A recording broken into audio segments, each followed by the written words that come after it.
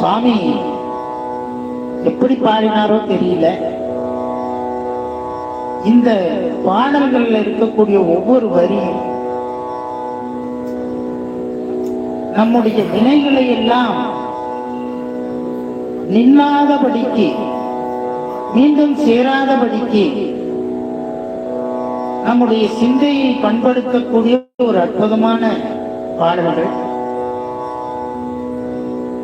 இப்படிப்பட்ட பாடல்களை எல்லாம் நாம் பாடுவதனால என்ன பயன் அப்படின்னா, இந்த பிறவியில பயன் இருக்குதோ இல்லையோ தெரியாது. நமக்கு இன்னொரு பிறவி இருக்குமே, ஆனால் அதற்கு நமக்கு ஒரு துணையாக இருக்கும், அவ்வளவுதான்.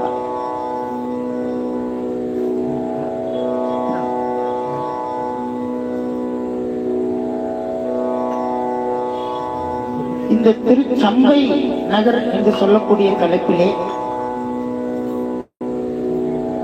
கண்ண பரமாத்மாவுடைய சந்ததியர்கள் எல்லாம் இந்த சம்பை புல் என்று சொல்லக்கூடிய அந்த ஒரு வகை புல்லினாலே மாண்டு போகிறார்கள்.